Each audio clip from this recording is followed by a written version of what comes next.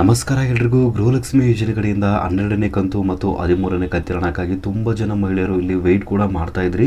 ಗೃಹಲಕ್ಷ್ಮಿ ಯೋಜನೆ ಕಡೆಯಿಂದ ಪೆಂಡಿಂಗ್ ಇರುವಂಥ ಜುಲೈ ತಿಂಗಳಲ್ಲಿ ಬರಬೇಕಾಗಿರುವಂಥ 2,000 ರೂಪಾಯಿ ಹಣ ಇದು 12ನೇ ಕಂತಿನ ಹಣ ಆಗಿತ್ತು. ಸೊ ಅದೇ ರೀತಿಯಾಗಿ ಆಗಸ್ಟ್ ತಿಂಗಳಲ್ಲಿ ಬರಬೇಕಾಗಿರುವಂಥ 2,000 ರೂಪಾಯಿ ಹಣ ಇದು 13ನೇ ಕಂತಿನ ಹಣ ಆಗಿತ್ತು. ಸೊ ಈ ಎರಡು ಕಂತುಗಳು ಕೂಡ ನಮ್ಮ ಒಂದು ಬ್ಯಾಂಕ್ ಅಕೌಂಟಿಗೆ ಇನ್ನೂವರೆಗೂ ಕೂಡ ಜಮಾ ಆಗ್ತಿಲ್ಲ ಅಂತ ಇಲ್ಲಿ ಸಾಕಷ್ಟು ಜನ ಮಹಿಳೆಯರು ಒಂದು ಪ್ರಶ್ನೆ ಕೂಡ ಕೇಳ್ತಾ ಇದ್ರಿ. ಗೃಹಲಕ್ಷ್ಮಿ ಯೋಜನೆ ಕಡೆಯಿಂದ 12 ಮತ್ತು 13ನೇ ಕಂತಿನ ಹಣ ನಮ್ಮ ಒಂದು ಬ್ಯಾಂಕ್ ಖಾತೆಗೆ ಯಾವಾಗ ಜಮಾ ಆಗುತ್ತೆ ಅಂತ ಇಲ್ಲಿ ಪ್ರಶ್ನೆ ಕೇಳ್ತಾ ಇದ್ರಿ. ಇವಾಗ ಸರ್ಕಾರದ ಕಡೆಯಿಂದಾನೆ ಅಥವಾ ಸಚಿವರ ಕಡೆಯಿಂದಾನೆ ಗುಡ್ ನ್ಯೂಸ್ನ ಸಿಕ್ಕಿರುವಂಥದ್ದು. ಲೈವ್ ಆಗಿ ಸಚಿವರಾಗಿರುವಂಥ ಲಕ್ಷ್ಮೀ ಹೆಬ್ಬಾಳ್ಕರ್ ಮೇಡಮ್ ಅವರೇ ಒಂದು ಸ್ಪಷ್ಟನೆಯನ್ನು ನೀಡಿರುವಂಥದ್ದು, ಜೊತೆಗೆ ದಿನಾಂಕವನ್ನು ಕೂಡ ನಿಗದಿಪಡಿಸಿರುವಂಥದ್ದು. ಅಂದರೆ ಈ ದಿನಾಂಕದಂದು ಮಹಿಳೆಯರು ಗೃಹಲಕ್ಷ್ಮಿ ಯೋಜನೆ ಕಡೆಯಿಂದ 12ನೇ ಕಂತು ಮತ್ತು 13ನೇ ಕಂತಿನ ಹಣವನ್ನು ಪಡಿಬಹುದಾಗಿರುತ್ತೆ ಅಂತ ಲೈವ್ ಆಗಿ ಒಂದು ಸ್ಪಷ್ಟನೆ ಮೂಲಕ ಮಾಹಿತಿಯನ್ನು ತಿಳಿಸಿರುವಂಥದ್ದು. ಸೊ ಇದ್ರ ಬಗ್ಗೆ ನಾನು ಇವತ್ತಿನ ವಿಡಿಯೋದಲ್ಲಿ ನಿಮಗೆ ಮಾಹಿತಿಯನ್ನು ತಿಳಿಸ್ಕೊಡ್ತಾ ಇದ್ದೀನಿ. ಸೊ ಅದಕ್ಕಿಂತ ಮುಂಚೆ ತಮ್ಮಲ್ಲಿ ಒಂದು ಸಣ್ಣ ರಿಕ್ವೆಸ್ಟ್, ತಾವು ಇನ್ನೂವರೆಗೂ ನಮ್ಮ ಒಂದು ಚಾನಲ್ನ ಸಬ್ಸ್ಕ್ರೈಬ್ ಮಾಡಿಲ್ಲ ಅಂತಂದರೆ ದಯವಿಟ್ಟು ನಮ್ಮ ಒಂದು ಚಾನಲ್ನ ಸಬ್ಸ್ಕ್ರೈಬ್ ಮಾಡಿ, ಹಾಗೂ ಈ ಒಂದು ವಿಡಿಯೋಕ್ಕೆ ಪ್ರತಿಯೊಬ್ಬರು ಕೂಡ ಒಂದು ಲೈಕ್ನ ಮಾಡಿ. ಸೊ ಈ ಒಂದು ವಿಡಿಯೋನ ಪೂರ್ತಿಯಾಗಿ ಗೃಹಲಕ್ಷ್ಮಿ ಯೋಜನೆ ಕಡೆಯಿಂದ 12ನೇ ಕಂತು ಮತ್ತು 13ನೇ ಕಂತಿನ ಹಣ ಈಗಾಗಲೇ ನಮ್ಮ ಒಂದು ಬ್ಯಾಂಕ್ ಅಕೌಂಟಿಗೆ ಜಮಾ ಆಗಬೇಕಾಗಿತ್ತು. ಆದರೆ ಇನ್ನೂವರೆಗೂ ಕೂಡ ನಮ್ಮ ಒಂದು ಬ್ಯಾಂಕ್ ಅಕೌಂಟಿಗೆ ಗೃಹಲಕ್ಷ್ಮಿ ಯೋಜನೆ ಕಡೆಯಿಂದ 2 ಕಂತುಗಳು ಕೂಡ ಬಂದಿಲ್ಲ ಅಂತ ಇಲ್ಲಿ ಸಾಕಷ್ಟು ಜನ ಮಹಿಳೆಯರು ಚಿಂತೆ ಕೂಡ ಮಾಡ್ತಾ ಇದ್ರಿ.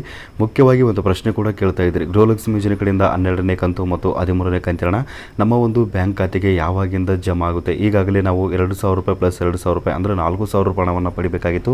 ಆದರೆ ಇನ್ನೂವರೆಗೂ ಕೂಡ ನಮ್ಮ ಒಂದು ಬ್ಯಾಂಕ್ ಅಕೌಂಟಿಗೆ ಬಂದಿಲ್ಲ. ಸರ್ಕಾರದ ಕಡೆಯಿಂದ ಅಥವಾ ಗೃಹಲಕ್ಷ್ಮಿ ಯೋಜನೆ ಕಡೆಯಿಂದ 2 ಕಂತುಗಳು ಯಾವಾಗ ನಮ್ಮ ಒಂದು ಬ್ಯಾಂಕ್ ಅಕೌಂಟಿಗೆ ಬರುತ್ತೆ ಅಂತ ಇಲ್ಲಿ ಸಾಕಷ್ಟು ಜನ ಮಹಿಳೆಯರು ಪ್ರಶ್ನೆ ಕೇಳ್ತಾ ಇದ್ರಿ.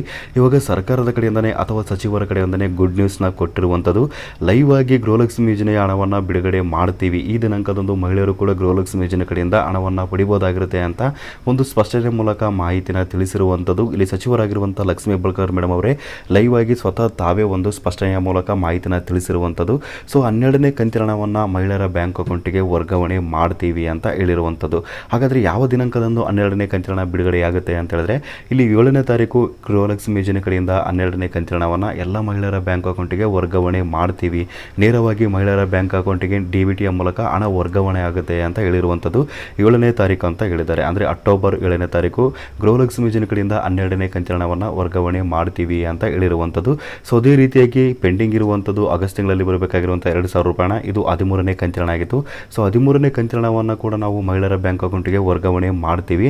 ಇದು 9ನೇ ತಾರೀಕು ಎಲ್ಲ ಮಹಿಳೆಯರು ಗೃಹಲಕ್ಷ್ಮಿ ಯೋಜನೆ ಕಡೆಯಿಂದ 13ನೇ ಕಂತಿನ ಹಣವನ್ನು ಪಡಿಬಹುದಾಗಿರುತ್ತೆ ಅಂತ ಇಲ್ಲಿ ಸ್ಪಷ್ಟನೆಯಾಗಿ ಮಾಹಿತಿನ ತಿಳಿಸಿರುವ ಪೆಂಡಿಂಗ್ ಇರುವಂಥ 2 ಕಂತುಗಳನ್ನ ಕೂಡ ನಾವು ಮಹಿಳೆಯರ ಬ್ಯಾಂಕ್ ಅಕೌಂಟಿಗೆ ಹಾಕ್ತೀವಿ ಅಂತ ಹೇಳಿರುವಂಥದ್ದು. 12ನೇ ಕಂತಿನ ಹಣವನ್ನು 7ನೇ ತಾರೀಕು ಬಿಡುಗಡೆ ಮಾಡ್ತೀವಿ ಅಂತ ಹೇಳಿರುವಂಥದ್ದು.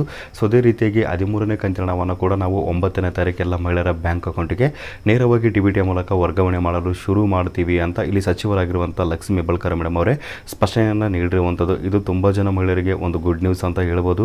ಯಾಕೆಂದರೆ ಸಾಕಷ್ಟು ಜನ ಮಹಿಳೆಯರು ಗೃಹಲಕ್ಷ್ಮಿ ಯೋಜನೆ ಕಡೆಯಿಂದ 2 ಕಂತುಗಳಿಗಾಗಿ ವೆಯ್ಟ್ ಕೂಡ ಮಾಡ್ತಾ ಇದ್ರಿ. ನಮಗೆ ಕಮೆಂಟ್ಸ್ ಕೂಡ ಮಾಡ್ತಾ ಇದ್ರಿ, ನಮ್ಮ ಒಂದು ಬ್ಯಾಂಕ್ ಅಕೌಂಟಿಗೆ 2 ಕಂತಿನ ಹಣ ಬಂದಿಲ್ಲ, ಸೊ ಯಾವಾಗ ಜಮಾ ಆಗುತ್ತೆ ಈ ಒಂದು ಮಾಹಿತಿ ತಿಳಿಸ್ಕೊಡಿ ಅಂತ ಕೇಳ್ತಾ ಇದ್ರಿ. ನಿಮಗೆ ಇವತ್ತಿನ ವಿಡಿಯೋದಲ್ಲಿ ಲೈವ್ ಆಗಿ ಮಾಹಿತಿಯನ್ನು ತಿಳಿಸ್ಕೊಟ್ಟಿದ್ದೀನಿ. ಗೃಹಲಕ್ಷ್ಮಿ ಯೋಜನೆ ಕಡೆಯಿಂದ 2 ಕಂತುಗಳು ಕೂಡ ಹಣವನ್ನು ಬಿಡುಗಡೆ ಮಾಡ್ತೀವಿ ಅಂತ ಸ್ಪಷ್ಟನೆ ನೀಡಿರುವಂಥ ವಿಡಿಯೋ ಕೂಡ ನಿಮಗೆ ಲೈವ್ ಪ್ರೂಫ್ ಆಗಿ ಇಲ್ಲಿ ತೋರಿಸ್ತಾ ಇದ್ದೀನಿ, ನೋಡಬಹುದು. ಸುಮಾರು 2 ತಿಂಗಳಿಂದ ಹಣವನ್ನು ಬಿಡುಗಡೆ ಮಾಡಿರಲಿಲ್ಲ.